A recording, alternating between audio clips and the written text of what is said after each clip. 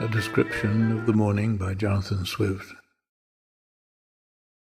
Now hardly here and there a hackney coach, appearing, showed the ruddy morn's approach.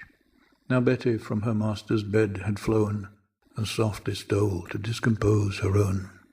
The slip-shod prentice from his master's door had pared the dirt and sprinkled round the floor.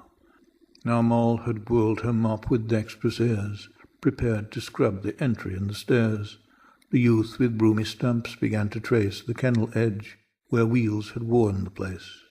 The small coalman was heard with cadence deep, till drowned in shriller notes of chimney-sweep.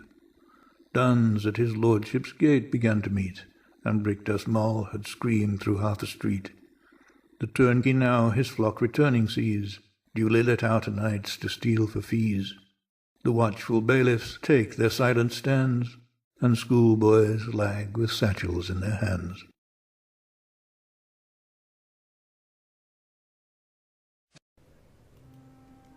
He's one of Ireland's most famous men, a patriot, politically savvy, a ladies' man. He'll make you laugh, he'll make you cry. No, not the famous Irishman Colin Farrell, the famous Irishman Jonathan Swift. Swift was born in Dublin, Ireland, to an Irish father and an English mother. His father died 7 months before he was born, and his mother returned to England, leaving Jonathan at a very young age to be raised by his uncle. He received his education from Kilkenny College and Dublin University, which is now known as Trinity College, where he also received his bachelor's degree in 1686. He was studying for his master's degree in Ireland when the winds of political change surrounding the Glorious Revolution forced him to return to England in 1688. He took a job as a secretary and personal assistant to the English diplomat Sir William Temple. Swift gained the confidence of his employer and was entrusted with matters of great importance, including interactions with King William III. In 1694, Swift left Temple's employ to become an ordained priest in the Church of Ireland. He became the prebend of Kilroot in the Diocese of Connor. Swift was isolated in a small, remote community far from the power base of the city and soon became miserable in his new life. He left the religious life behind and again returned to Temple's employ, where he remained until Temple's death in 1699. After Temple's death, he returned to the church as prebend of Dunlavin in St. Patrick's Cathedral in Dublin. This time the religious life suited Swift. In 1702, Swift received his Doctor of Divinity degree from Trinity College. Swift became increasingly active politically during this period of his life as well, especially in matters that affected Ireland, and became a member of the inner circle of the English Tory government. Over the next 10 years, he traveled from Dublin to London frequently and began anonymously publishing political pamphlets.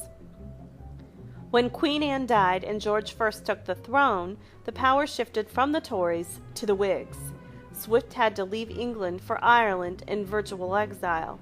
Swift returned to writing, especially to the style of writing that he is most famous for, satire.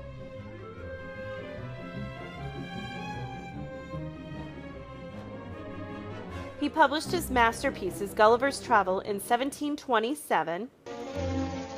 Questions, Your Majesty. Questions. These ministers who run your country, how do they get to be ministers? Well, usually it's a sum of money that decides the issue. And A Modest Proposal in 1729. In writing A Modest Proposal, Swift used his favorite literary weapon, irony. When he approached the end of his life, Swift became increasingly consumed with the thoughts of death, and in 1731 published his own obituary. In 1745, he died and was laid to rest in the cathedral he had served. His fortune was left to found a hospital for the mentally ill, St. Patrick's Hospital for Imbeciles, which opened in 1757 and still exists as a psychiatric hospital today. As the father of political satire, Swift's influence is still alive today. From comedians like Jon Stewart and Stephen Colbert to television shows like The Simpsons, the use of Swift's brand of satire still makes us laugh and still makes us cry.